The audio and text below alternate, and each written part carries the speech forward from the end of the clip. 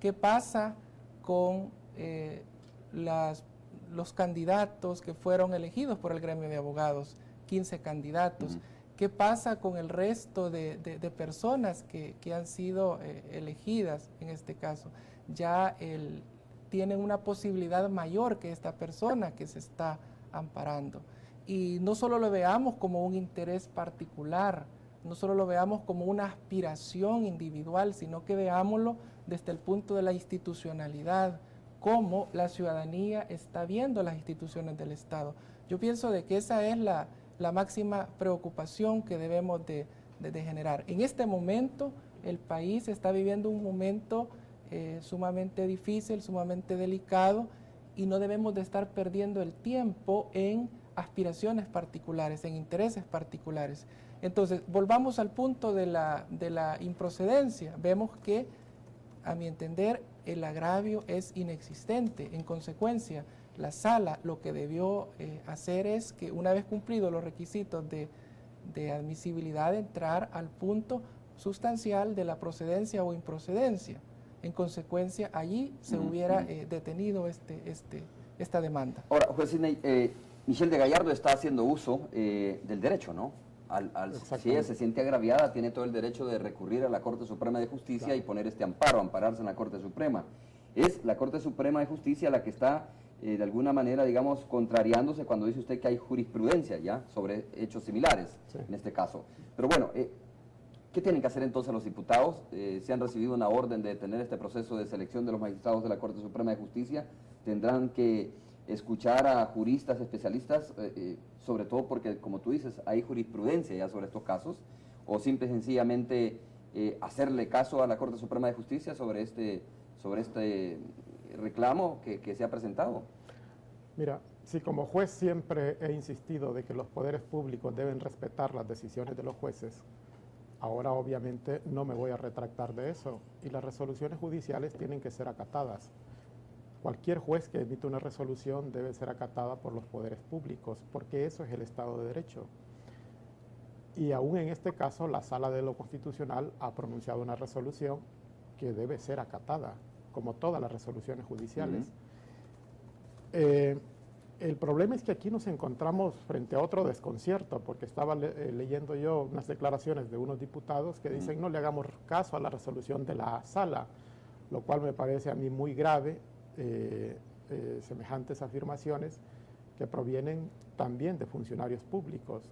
Es que esto significaría que han caído en tal desprestigio las decisiones judiciales que ya ni las decisiones de la Sala de lo Constitucional los diputados dicen que no hay que hacerle caso.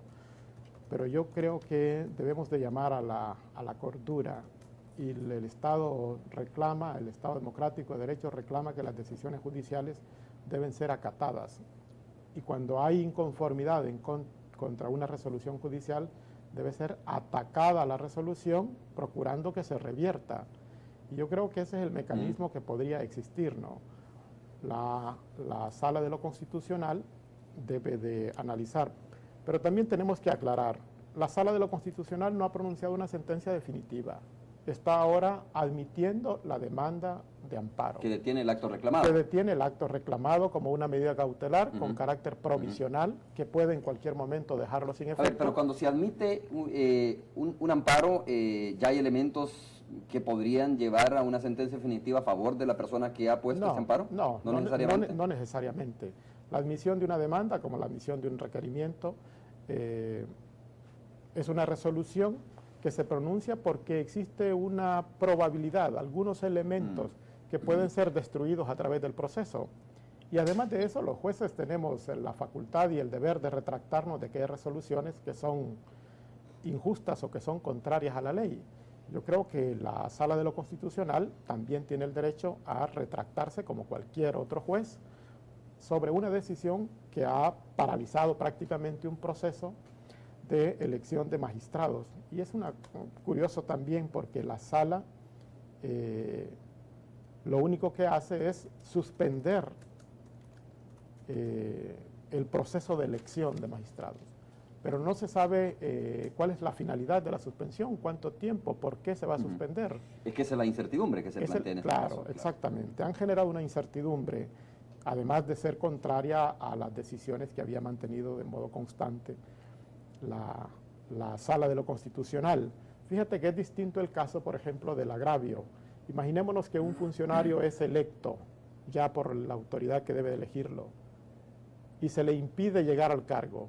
Ese sería otro escenario más válido de acudir en amparo porque hay un derecho ya adquirido, real, capaz, visible, objetivo, y no como la expectativa de que lo van a nombrar. Eso, desde 1994, hace poco estuve leyendo una resolución de la Corte del 94, que por cierto fue la Corte que enriqueció mucho en temas jurisprudenciales, hizo un avance importante en temas de derecho, de independencia judicial, de interpretación de las normas. Los magistrados, después de los acuerdos de paz, que fue una corte además muy aplaudida por sus sentencias y porque fue electo por unanimidad, una corte integrada por muchos profesionales a quienes merecen mucho respeto. Desde entonces, desde 1994, aparecía un caso de un miembro del Tribunal Supremo Electoral reclamando precisamente un caso parecido, que él, estando en la terna para integrar el Tribunal Supremo Electoral, no fue nombrado por la Asamblea. 2 personas. Entonces la Sala de lo Constitucional, en esa sentencia del 94, dijo que ellos 2 tenían una expectativa, que no era un derecho adquirido y que por lo tanto no había un agravio y que por lo tanto la Sala de lo Constitucional no podía proteger expectativas, porque es que entonces, si la Sala de lo Constitucional... Podrían recurrir los 5.000 aspirantes, como usted dice, ¿no? Exactamente, pasaríamos toda la vida reclamando en amparo las expectativas de llegar a un cargo y sería la de nunca terminar.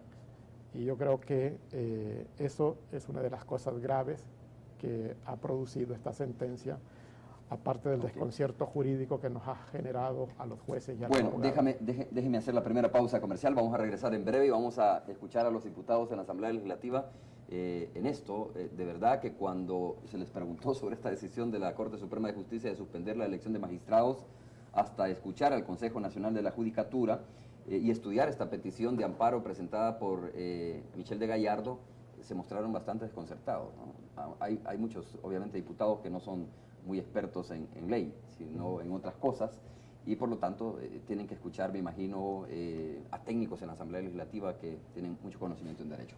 Hacemos la pausa, regresamos en breve. Bien, estamos de regreso. El doctor Edward Sidney Blanco, juez quinto de instrucción, que forma parte de la lista de candidatos a magistrados de la Corte Suprema de Justicia, y Martín Rogel Cepeda, Rogel, ¿verdad? Rogel Cepeda, juez tercero de sentencia de San Salvador, también aspirante a magistrado de la Corte Suprema de Justicia, están con nosotros conversando esta mañana sobre esta decisión de la Corte Suprema de Justicia de ordenarle a la Asamblea Legislativa a detener el proceso de elección de magistrados de la Corte Suprema. Yo decía, bueno, cometió un error jurídico la Corte Suprema de Justicia al admitir un amparo de esta persona, de Michel de Gallardo, juez, cuando hay jurisprudencia ya sobre estos casos.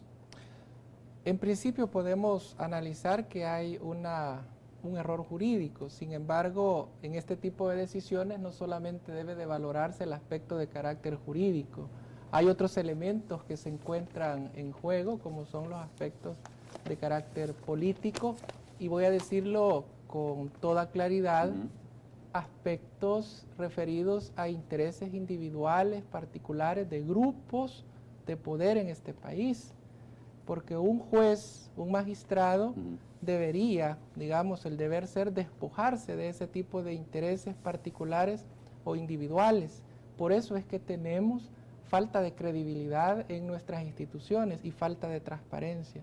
Yo llamaría que, más que analizar aspectos de carácter abstracto, aspectos de carácter jurídico, también vayamos al fondo del asunto. Todo lo que está en discusión acá es una pugna de poder. La Corte Suprema de Justicia es un poder, la Fiscalía General de la República es un poder. Si todos nos pusiésemos de acuerdo en un proceso transparente y en respetar lo que es la institucionalidad democrática de este país, que no lo vengo a decir yo, sino que lo han dicho gente que ha venido de otros países, los cooperantes internacionales, FUSADES lo ha dicho, Pero, sin embargo, parece ser de que en este país no nos interesa la institucionalidad. Entonces... ¿A qué te refieres tú cuando dices que es una pugna de poderes entre estas personas que están aspirando a cargos? Bueno, ha quedado claramente evidenciado de que no nos despojamos aún de los intereses partidarios políticos. Los partidos nuestros pretenden llevar a gente que es afín a sus partidos. Ese es un punto innegable. Y por otro lado, intereses individuales, intereses particulares, porque si yo soy funcionario, yo estoy electo para cumplir y hacer cumplir la Constitución. En el caso de los concejales fueron elegidos para proponer, no para proponerse. Primer elemento.